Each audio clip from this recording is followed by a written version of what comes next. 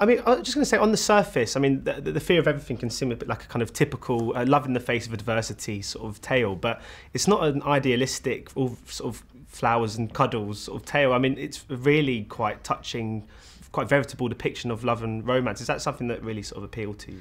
Well, absolutely. I loved it when I sat down and read it, that it wasn't a straightforward biopic, that it was actually this exploration of a love and the survival of love, but also it functioned on this that sort of relationship level of exploring, you know, how to make a relationship work, but also it has these broader questions, philosophical questions about why are we here, and, you know, what's the meaning of our lives. And I love that the film moved between those two narratives. I mean, and Jane is such a sort of flawed character as well. She's not, I mean, in so many ways she is very kind-hearted and very quite sort of angelic at times, but she's imperfect too. Absolutely. Well, that's what's so important. She does have this huge capacity for care and affection and love, but she's not a saint, and neither are Stephen and Jane saints, and that's what was so important. You know, they're incredibly unsentimental people, and Jane she was very, and still is very driven academically, and that was important to her to retain that whilst being a mother and a carer,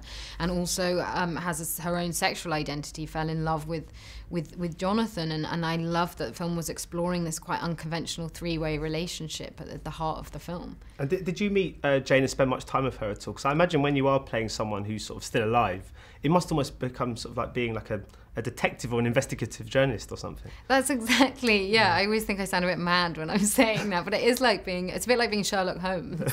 You know, how he always makes these connections depending on, you know, if someone's, got, you know, chip nail varnish or something. But that's exactly what you're doing. You're trying to work out someone's character, and often you're looking at the way they dress. You know, with Jane, what I loved when I met her was the way she walked. She has this very 1950s female way of presenting herself, you know, very sort of ladylike, very balletic movements, and then I'd be talking to her and then just watching how she picks up a cup of tea and wanting to copy that and put that in the film, and the way she talks is very idiosyncratic. So it was totally about full frontal attack on understanding who Jane is, and then putting those aspects of her character into my own. And I mean, you must feel such a pressure and responsibility to do justice to the role, especially when you know she's going to be seeing the film in the end as well. Oh, it's huge. It's, you know, it's not one of those films where you finish at the end of the day and you don't think about it. You definitely take it home with you, and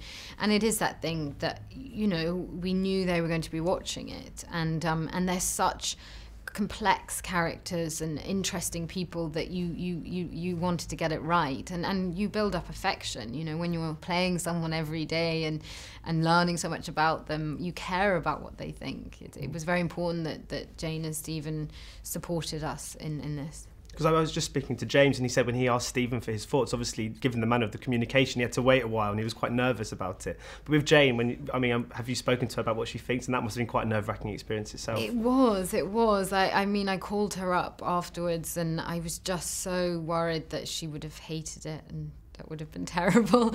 But she was very, very moved by it and very complimentary, and actually said, "You got my voice," which I was so happy about, because I'd spent ages trying to get. I thought if I get the walk and the talk of the character, then I'm halfway there. And it must be so tough playing a role across sort of decades as well, because you've got to subtly mature, I suppose, and you obviously what they experienced in 40 years, you've got to do in an hour and a half. Yeah, absolutely. Well, you wanted what was so important is that you feel, because you've got this rewind sequence at the end, you want to feel like you've lived with these people.